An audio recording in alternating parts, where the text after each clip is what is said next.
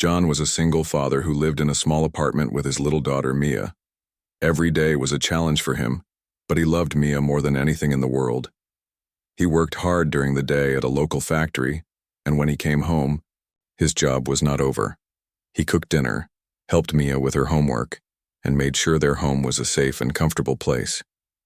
One night, just as John was about to get Mia ready for bed, the lights in their apartment went out. The whole building was dark. At first, John thought it was just a power cut that would come back soon, but when the minutes passed and the lights stayed off, he knew something was wrong. Mia was scared. She sat close to her father on the couch, holding his hand tightly. John tried to calm her down. He told her not to worry and that he would fix the problem. He did not want Mia to feel afraid or unsafe in their home. John grabbed a small flashlight from the kitchen drawer and put on his old jacket. It was cold in the apartment because the heater stopped working when the power went out. The night outside was silent except for the soft sound of the wind against the windows. John opened the door of their apartment and stepped into the dark hallway. The building was old, and the lights in the hallways often flickered or went off without warning. Tonight, the whole hallway was pitch black. John's flashlight beam was the only thing that cut through the darkness. He carefully made his way to the electrical panel on the wall. It was covered in dust and had small stickers with faded writing. John had no formal training in fixing electrical problems, but over the years, he had learned enough to handle small issues. He knew it was risky to touch electrical wires, but he had no choice. He needed to fix the lights so Mia could sleep peacefully. John knelt in front of the panel and began to check the switches. Some were off. Others looked like they had been tripped. He flipped a few switches on and off, hoping to restore power. His hands were steady, but inside he was nervous. If he made a mistake, it could be dangerous. He heard a faint noise from somewhere in the building. Footsteps? Someone was walking quietly in the dark hall. John looked up, shining his flashlight toward the sound, but he could not see anyone. The silence returned, heavier than before. John took a deep breath and kept working. He moved wires gently, trying to find the problem. His mind was full of thoughts about Mia. What if the lights did not come back? Would she be too scared to sleep? Would the heater stay off all night? John felt a strong need to solve the problem quickly. Suddenly, from down the hall, he heard a soft voice. "Are you okay?" it asked quietly. John turned his flashlight toward the voice. Standing there was a young woman, barefoot, in a simple dress. Her hair was messy, and she looked tired but calm. John recognized her. She was Emma, the heiress, who lived in the penthouse at the top of the building. People in the building hardly ever saw her. She was known for being rich but very private. John blinked, surprised to see Emma here at such a late hour. "I'm fixing the lights," he said. "There was a power cut. I'm trying to get them back on." Emma nodded and stepped closer. "Do you want me to stay with you? Sometimes things take time." John hesitated. He was used to working alone, especially at night. But there was something in Emma's calm voice that made him feel less alone. "Okay," he said quietly. "Stay until it's over." They stood together in the dark hallway. The silence was different now.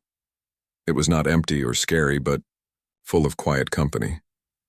Emma looked at John's hands. "You're good at this," she said softly. John smiled a little. "I've had to learn. It's just to help my daughter." Emma nodded again. "I know what it's like to feel alone." John looked at her, curious.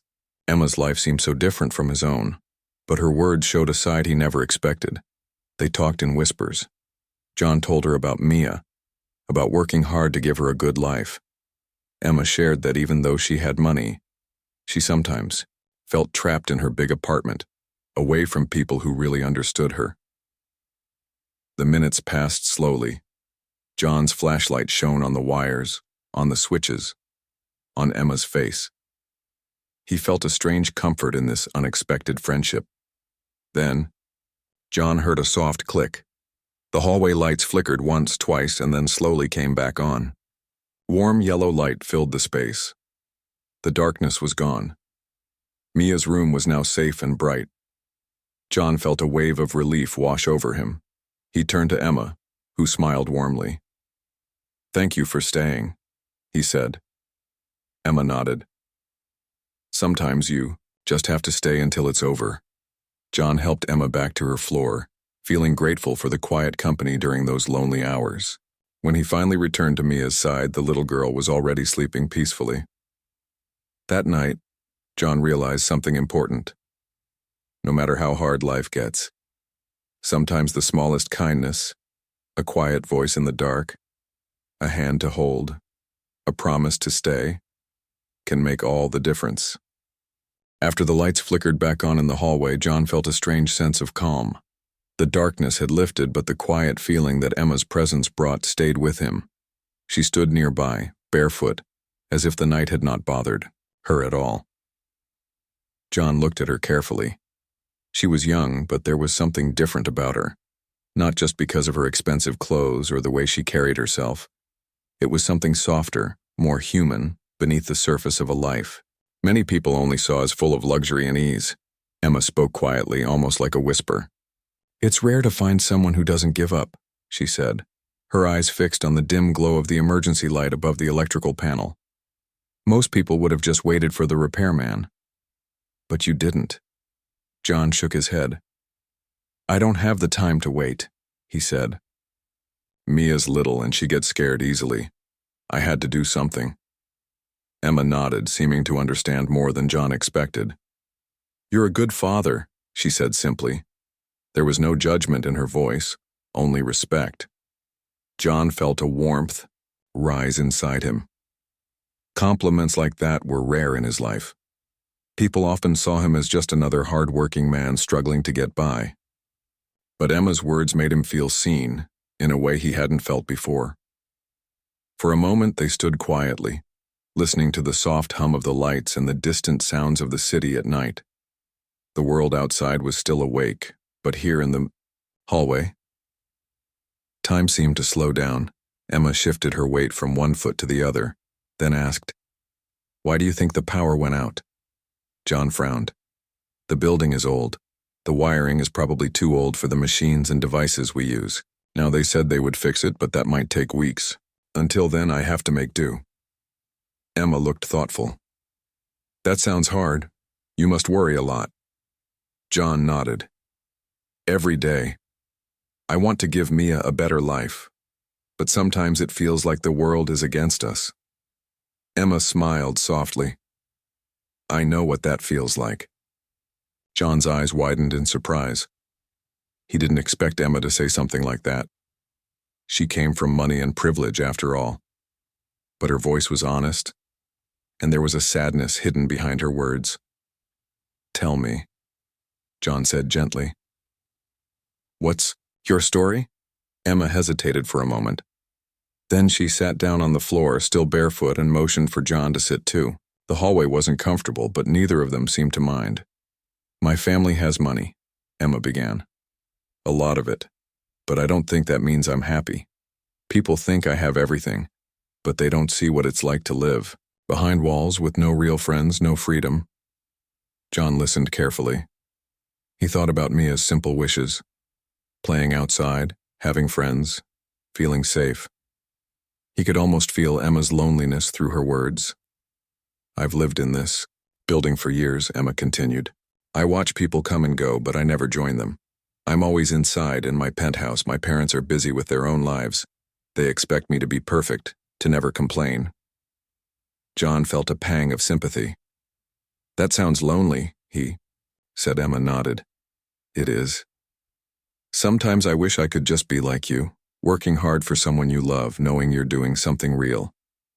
But I'm stuck in a golden cage." John looked around the dark hallway and smiled. "Sometimes even a cage can be opened," he said softly. Emma looked at him, surprised by his words. "Maybe," she said quietly. "But it takes someone to hold the key."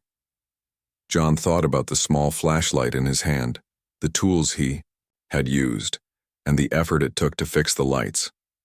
Maybe that was his way of holding a key, helping Mia and others like her feel safe, even when things seemed difficult. The two sat together, sharing stories about their very different lives. Emma spoke of her dreams to travel and find friends who understood her. John talked about Mia's love for drawing and her bright smile, which kept him going every day. As they talked, the sounds of the building felt less lonely.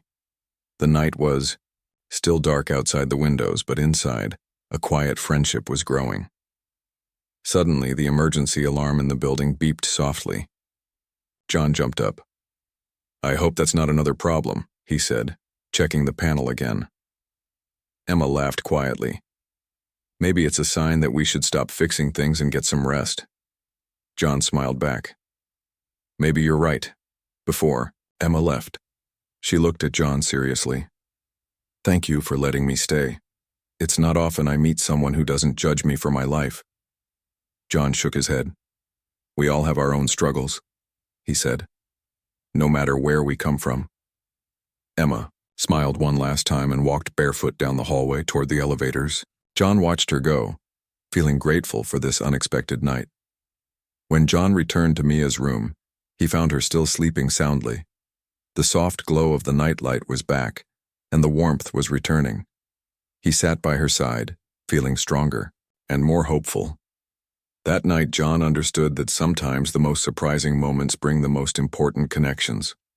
A simple whisper in the dark, a shared story, and the decision to stay together, even for a little while, could change everything.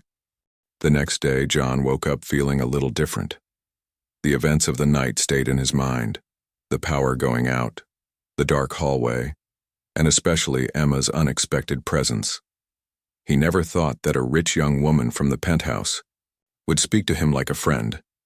It made him wonder if people from very different worlds could really understand each other. John's day was busy, as always. After getting Mia ready for school and sending her off with a quick breakfast, he headed to work. His job at the factory was hard and tiring, but he took pride in it. Every hour he worked was for Mia's future. He thought about Emma's words, about feeling lonely even when surrounded by wealth. It made John look at his own life in a new way. After work, John returned to the building. The lights in the hallway worked perfectly now. The usual noise of people coming home filled the air. Conversations, children playing, doors opening and closing. It was the kind of noise that meant life was going on no matter how hard things could get. John saw Emma in the lobby. She was sitting on a bench reading a book. Her hair was pulled back, and she looked more relaxed than the night before. When she noticed John, she smiled and waved. "Hi, John," she said. "Hi, Emma," John replied, walking over slowly. "How was your day?" Emma closed her book and shrugged. "It was okay. I spent most of the day inside. I'm not used to being around people." John nodded. "I understand that. Mia doesn't like crowded places either." Emma smiled softly. "Maybe we're not so different after all." John found himself wanting to learn more about Emma, about who she was beyond the rich girl people talked about in the building. "Why don't you come with me to Mia's school tomorrow? It's a small place. You might like it." Emma's eyes brightened a little. "I'd like that." The next morning, John and Emma walked together to the school. Mia was surprised to see Emma, but she smiled happily. Mia loved new friends and was curious about Emma's life. At school, Emma watched the children play and learn. She saw the simple joys, laughing, running, drawing pictures on paper. It was different from the quiet, lonely penthouse she lived in. For the first time, Emma felt a little free. John watched the two of them and felt a warm feeling inside. He realized that despite their differences, Emma was becoming part of their small world. After school, Emma stayed a little longer to help Mia with her homework. John was surprised at how patient and kind Emma was with his daughter. Mia looked up to her, asking questions and laughing at Emma's jokes. That evening, Emma invited John and Mia to visit her penthouse. It was an invitation John never expected. He hesitated, worried about how Mia would feel in such a different place, but Emma assured him it would be casual, simple. When they arrived, the penthouse was large and bright. There were many windows with a view of the city lights, and the furniture was elegant, but not cold.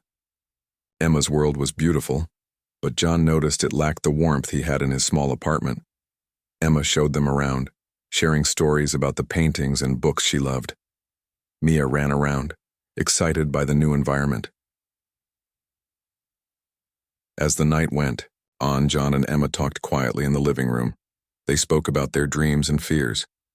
Emma said she wanted to travel and meet new people outside her sheltered life. John shared his hope to give Mia a happy and safe childhood. They both realized that even though their lives were very different, they shared many of the same hopes and worries. The next few days brought them closer. Emma began spending more time in John's world. She helped Mia with school projects, cooked simple meals with John, and even joined them for walks in the nearby park. John noticed changes in Emma. She laughed more, seemed less lonely, and opened up about her true self. Emma learned about the strength it took for John to raise Mia alone and admired his dedication. One afternoon, while they sat on a park bench watching children play, Emma said quietly, "Thank you for letting me be part of your life." John smiled. "And thank you for showing me that people aren't just what they seem." Emma looked out at the park. "I think we both needed this. Someone who understands." John nodded. "Maybe this is the start of something good for both of us." Their friendship grew, built on trust and kindness. They found comfort in each other's company. Emma no longer felt trapped by her golden cage, and John no longer felt alone in his struggles. John realized that life was not just about fixing problems or surviving difficult nights. It was about the people we meet, the connections we make, and the hope we find when we least expect it. That night, as John tucked Mia into bed, he felt a peace he hadn't known in a long time. Tomorrow was uncertain, but he knew one thing for sure: he wasn't alone anymore. After days of growing friendship and shared moments, the power outage that brought John and Emma together finally became a distant memory. But the bond they built was stronger than the brief darkness that had first connected them. One evening, as the sun began to set and the city lights flickered on, John and Emma found themselves back in the hallway of their apartment building, the same hallway where everything had started. John had just finished fixing a small problem with the mailboxes when Emma appeared, barefoot as always, carrying a small bag. She smiled softly and said, "I thought I'd come by and help you with something." John looked at her, curious. "What do you want to help with?" Emma reached into her bag and pulled out a few simple tools: screwdrivers, pliers, and electrical tape. "I've been learning some things," she said, "and I want to try fixing the lights with you." John laughed, a warm sound that echoed in the quiet hallway. "You? Fixing lights?" Emma nodded, her eyes shining with determination. "Why not? I want to learn and I want to help." John felt a little surprised but also proud. Emma was not just a rich girl anymore. She was someone who wanted to be useful, someone who cared. Together, they knelt in front of the electrical panel. John showed her how to check the switches and how to be careful with the wires. Emma listened closely, asking questions, eager to understand. As they worked side by side, the hallway filled with quiet laughter and light conversation. For the first time, the space didn't feel cold or dark. It felt alive with hope and friendship. Suddenly, the lights flickered and then went out again. The emergency light glowed faintly, casting shadows on the walls. John sighed but smiled at Emma. "Looks like we have a real problem." Emma smiled back. "Let's fix it together." They carefully inspected the wires and switches. Emma handed John tools when he needed them and kept the flashlight steady. John guided her hands, gently when she reached for the electrical panel. After a while, John found a loose wire that was causing the problem. He showed Emma how to reconnect it safely. Emma watched intently, her face lit by the flashlight. Then, with a hopeful click, the lights came back on. John and Emma both cheered softly. The hallway was bright and warm again. "That's teamwork," John said. Emma smiled. "I'm glad I stayed until it was over." John thought about those words. They were more than just about fixing lights. They were about life, about patience, hope, and never giving up. Over the next few weeks, Emma became more involved in the community. She started volunteering at the local center, helping children with their homework and organizing small events. John was proud of her, and Mia adored having Emma around. Emma's presence changed the building too. Neighbors who rarely spoke began to greet each other more warmly. The small apartment community started to feel more like a family. One afternoon, John and Emma sat on the steps outside the building, watching children play. Emma looked at John and said, "I never imagined I could belong somewhere like this." John smiled. "Belonging isn't about where you live or how much money you have. It's about being part of something real." Emma nodded thoughtfully. "You've taught me more than I expected." John looked at the sky, feeling the cool breeze on his face. "And you've shown me that sometimes the hardest nights bring the brightest mornings." Their friendship continued to grow, deeper and stronger with each day. They faced challenges together, broken appliances, school events, and life's everyday struggles. But they did it as a team. One evening, as John prepared dinner in his small kitchen, Emma helped Mia with her art project at the table. The room was filled with laughter and quiet conversation. It was simple, but it was perfect. John looked around and felt a warmth in his heart. The Barefoot Heiress, who had once whispered, "Stay until it's over," had become a light in their lives. That night, John realized something important. Life is not just about fixing problems or surviving hardships. It's about the people we share those moments with, the connections we build, and the hope that grows when we face challenges together. And sometimes all it takes is a whisper in the dark to change everything. Time passed, and John's life slowly began to change in ways he had never expected. What started as a quiet night, fixing lights, turned into something much bigger, a new friendship that grew into a source of hope for both him and Emma. One morning, John woke up early as usual. He looked over at Mia, still sleeping peacefully in her bed. He smiled softly, feeling grateful for every small moment like this. His life was not perfect, but it was filled with love, and that was what mattered most. John had planned a special day. He wanted to show Emma and Mia how much their friendship meant to him. After breakfast, he told Mia to get ready for a surprise outing. Mia's eyes lit up with excitement. She loved adventures, even small ones. Emma arrived soon after, carrying a small backpack and wearing comfortable clothes. She looked happy and relaxed, a far cry from the quiet, lonely girl John had met weeks ago. The three of them walked together to a nearby park. It was a simple place, with green trees, a playground, and a small pond where ducks swam peacefully. But to John and Mia, it was full of memories waiting to be made. They spent the morning playing on the swings and slides. Mia laughed with joy, her energy contagious. Emma joined in too, her smile wide and genuine. Watching them, John felt a warmth in his heart that words could not describe. Later, they found a quiet spot under a big oak tree and sat down for a picnic. John had packed sandwiches, fruit, and some juice. As they ate, they talked about dreams and hopes for the future. Emma shared her desire to travel and see new places. "I want to learn about the world," she said, "and maybe help people who don't have as much as I do." John nodded. "That's a good dream. Mia and I have simple dreams. We want a safe home and happy days." Mia looked up at Emma and said, "Maybe one day we can all travel together." Emma smiled. "I'd like that." After the picnic, they walked around the pond, feeding the ducks and watching the fish swim beneath the surface. The simple beauty of nature made them feel calm and connected. On the way back to the building, John stopped and looked at Emma. "Thank you for everything," he said. "For being here, for helping us, and for becoming part of our lives." Emma's eyes filled with tears, but she smiled. "Thank you for showing me what real friendship means." When they reached the building, neighbors greeted Emma warmly. She had become known as a kind and caring presence in the community.